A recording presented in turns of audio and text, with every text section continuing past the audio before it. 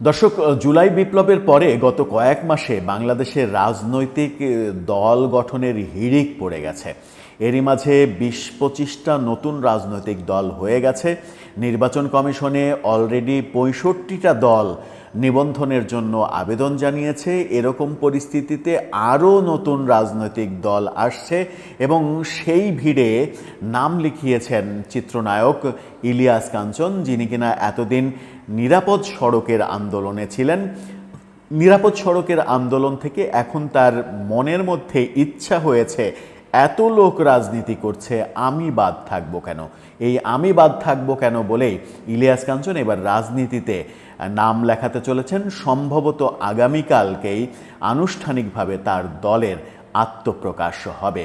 ইলিয়াস কাঞ্চন কি দল করছেন, কাদেরকে নিয়ে দল করছেন, কোন স্বপ্ন দেখছেন, ইলিয়াস কাঞ্চন রাজনৈতিক দল করলে সেই দলের জনপ্রিয়তা কতটুকু হবে, সেই আলোচনাটা করার চেষ্টা করব এই ভিডিওতে। থাকবেন পলিটিক্স টিভির নিয়মিত আয়োজনে।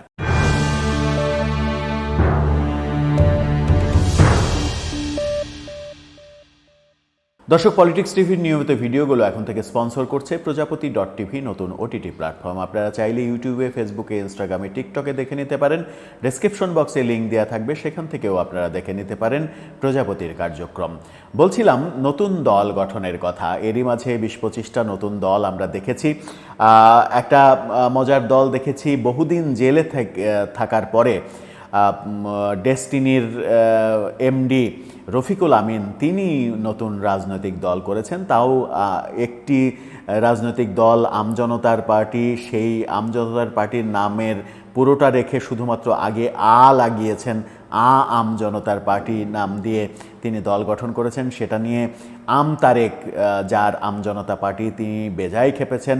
সামাজিক যোগাযোগ মাধ্যমে লাইভে এসে রফিকুল আমিনকে থ্রেট দিচ্ছেন, হুমকি দিচ্ছেন, দেখে নেবেন, নাম পরিবর্তন না করলে তার খবর আছে, এরকম নানা খবরাখবর চলছে।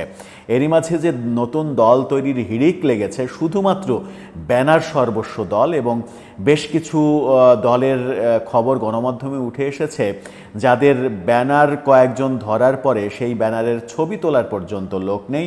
অন্যজনকে হায়ার করে মোবাইলে ছবি তুলে সেই ছবি সামাজিক যোগাযোগ মাধ্যমে পোস্ট করে রাজনৈতিক দল বনে যাচ্ছেন, যাদের বেশিরভাগেরই রাজনৈতিক দলের কোনো ঠিকানা নেই। মোবাইল নাম্বার মানে সর্বস্ব দল হিসেবেই তারা পরিচিত হচ্ছেন। এরই মাঝে আমরা দেখলাম যে ইলিয়াস কাঞ্চন, তিনি নতুন রাজনৈতিক দল করছেন। এটা নিয়েই গণমাধ্যমে খবর হয়েছে। গণমাধ্যম ইলিয়াস কাঞ্চনের ব্যাপারে আগ্রহী হবে, এটাই স্বাভাবিক। ইলিয়াস কাঞ্চন দীর্ঘ সময় বাংলা চলচ্চিত্রে জনপ্রিয় নায়ক ছিলেন। অতি সম্প্রতি তিনি শিল্পী সমিতির সভাপতির জায়গা থেকে তার মেয়াদ শেষ করেছেন, চলচ্চিত্র শিল্পী সমিতির সভাপতির দায়িত্ব পালন করেছেন। সব মিলিয়ে আলোচনাতেই ইলিয়াস কাঞ্চন সবসময়তেই আলোচনায় ছিলেন। নিরাপদ সড়ক চাই আন্দোলনের সঙ্গে বহু বছর ধরে তিনি জড়িত, সুতরাং জনগণের সঙ্গে তার একটা সম্পৃক্ততা রয়েছে। তার এখন হয়তো মনে হয়েছে তিনি রাজনৈতিক দল করবেন। কিন্তু ইলিয়াস কাঞ্চনকে রাজনীতিতে আসতে হবে কেন, সেটাও একটা গুরুত্বপূর্ণ বিষয়। ইলিয়াস কাঞ্চনকে এই জুলাই আগস্ট বিপ্লবের পরে সরকারের নানা অনিয়ম, স্বেচ্ছাচার, বৈষম্য নিয়ে সোচ্চার কণ্ঠে কথা বলতে শোনা গেছে। সেই ইলিয়াস কাঞ্চন এবার রাজনৈতিক দল করতে শুরু করলেন। দীর্ঘদিন নিরাপদ সড়ক চাই আন্দোলনের নেতৃত্ব দিয়ে আসছিলেন তিনি। আগামীকাল সকালে স্থানীয় একটি হোটেলে তার নেতৃত্বে একটি নতুন পার্টির আত্মপ্রকাশ ঘটতে চলেছে বলে গণমাধ্যম জানাচ্ছে। তার পার্টির নাম জনতা পার্টি বাংলাদেশ। জনতা পার্টি বাংলাদেশ নামে এই পার্টির নেতৃত্বে আপাতত নাকি ৩ জন থাকছেন। ইলিয়াস কাঞ্চন ছাড়া আর কারা থাকছেন? বাকি 2 জন হচ্ছেন জাতীয় পার্টির নেতা এবং সাবেক উপমন্ত্রী গোলাম সারোয়ার মিলন, তিনি থাকছেন এই দলের অন্যতম নেতৃত্বে। আরেকজন থাকছেন জাতীয় প্রেস ক্লাবের সাবেক সভাপতি এবং বিএনপির সাবেক বুদ্ধিজীবী হিসেবে পরিচিত, বিএনপির বেশ ডাকসাইটে বুদ্ধিজীবী।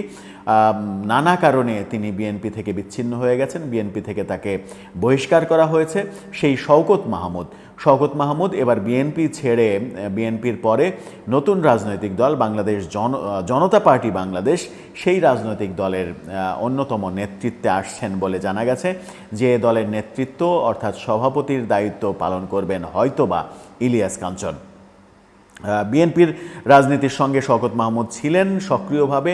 সেই সক্রিয় রাজনীতির অভিজ্ঞতা তার যেহেতু রয়েছে, আর একজন জাতীয় পার্টির রাজনীতি করা, অর্থাৎ জাতীয় পার্টির একজন সাবেক এবং বিএনপির একজন সাবেক নিয়ে ইলিয়াস কাঞ্চন যে রাজনৈতিক দল করতে যাচ্ছেন, সেই রাজনৈতিক দলের ভবিষ্যৎটা কি হবে সেটা সময়ই বলে দেবে। উদ্বোধনী অনুষ্ঠানে রাজনীতিক সাবেক সেনা কর্মকর্তাদের উপস্থিতি বেশি থাকবে বলে সংশ্লিষ্ট নেতা জানিয়েছেন।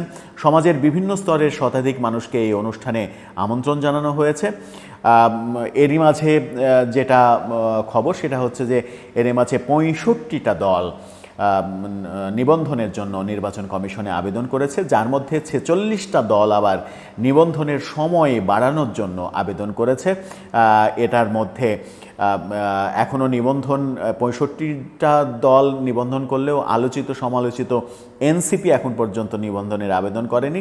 তারা নিবন্ধন যেন পিছিয়ে দেয়া হয় সেজন্য আবেদন করেছে। নিবন্ধনের আবেদন করতে হলে যে সকল শর্ত পূরণ করতে হয় সেই সকল শর্ত এত দ্রুত তাদের পক্ষে পূরণ করা সম্ভব নয়, যখন কিনা তারা নানা রকমের সমালোচনার মুখে দিন অতিবাহিত করছে। এখন দেখার বিষয় ইলিয়াস কাঞ্চন তার নতুন দল নিয়ে কতদূর যেতে পারেন, বাংলাদেশের রাজনীতিতে কোনো শক্তি হিসেবে আবির্ভূত হতে পারেন কিনা।